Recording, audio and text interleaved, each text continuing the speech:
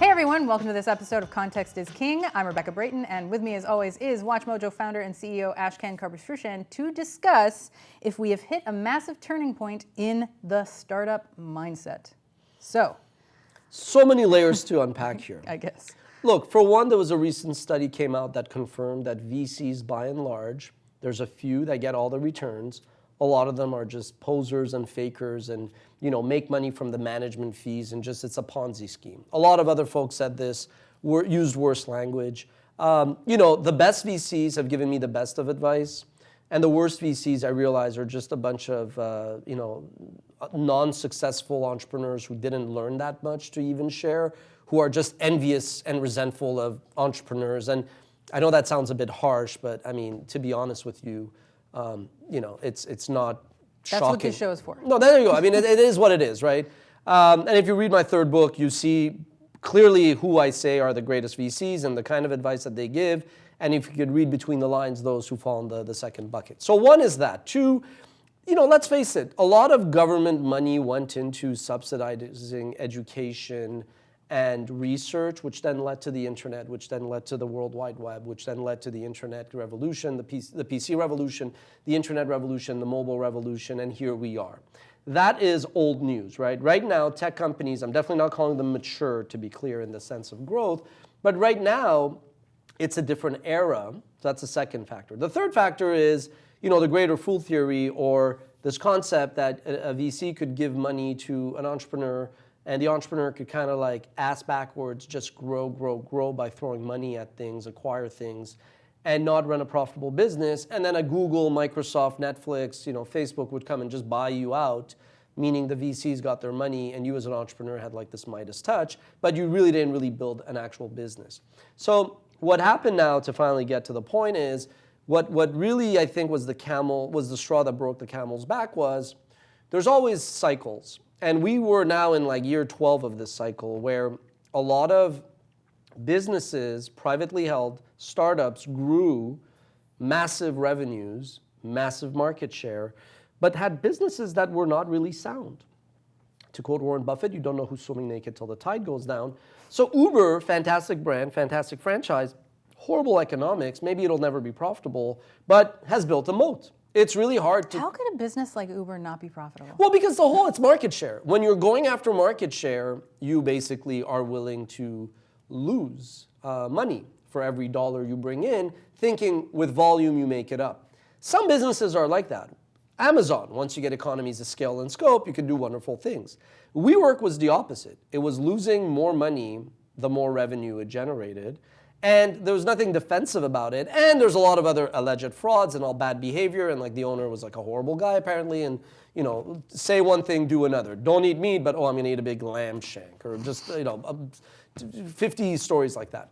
But so I think right now you are getting to a point where a lot of like the cliches and the things that entrepreneurs were brainwashed, a lot of them are going to start to push back. I always said, like, lifestyle business, when a VC said that, it was like the insult of insults. Whereas I was like, you're an idiot because, I get to be in control. I mean, nobody's in total control of their destiny, but you're somewhat in control of your destiny because you don't have to chase growth for growth's sake and you're not building a house of cards.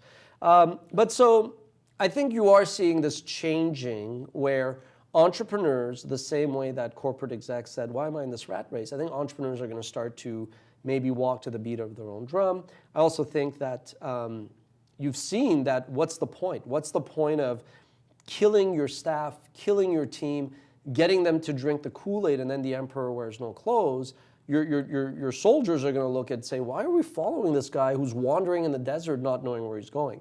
So I think that the kind of chasing growth for growth's sake, that period is probably going to come to an end. Now, how long does it last? Fear is temporary, greed is permanent. So I'm not sure if it'll be a fundamental shift forever.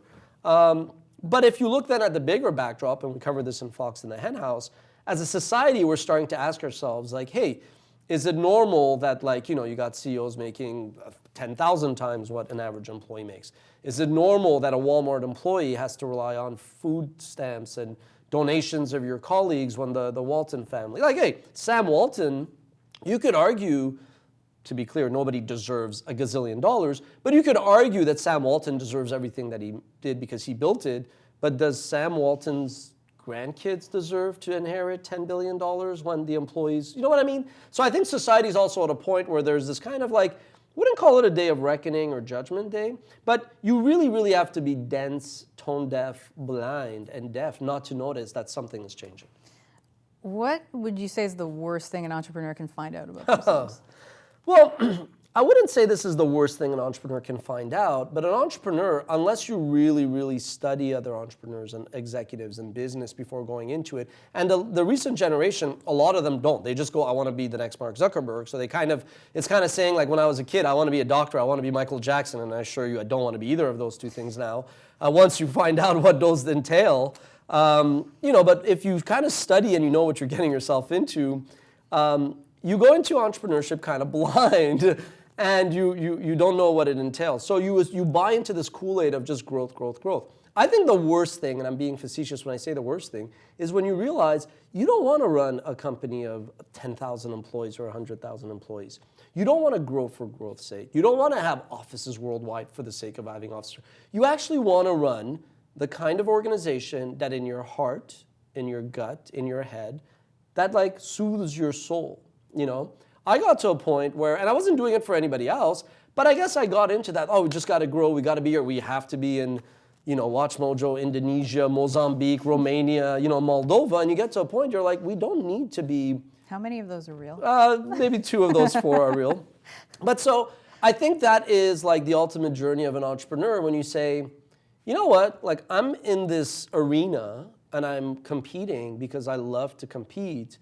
And sure, I love to entertain these people and I want to kind of like make a point to the opposition, but ultimately I'm doing it because I want to play better than I did last week and the week before. And I scored 5 goals and we won 3 out of 4 matches. I want to score 10 goals, make 5 passes and win 5 out of 5 matches. Once you get there, you realize, is there really that much joy and utility from managing 10,000 people if you don't know them and 9,900 of them hate you? You know what I mean? So I think that's when, like as an entrepreneur, you start to kind of say, hey, I didn't go into business to run the largest business I could or the largest organization I could. I started my own organization because I wanted to run the kind of business that I wanted to run.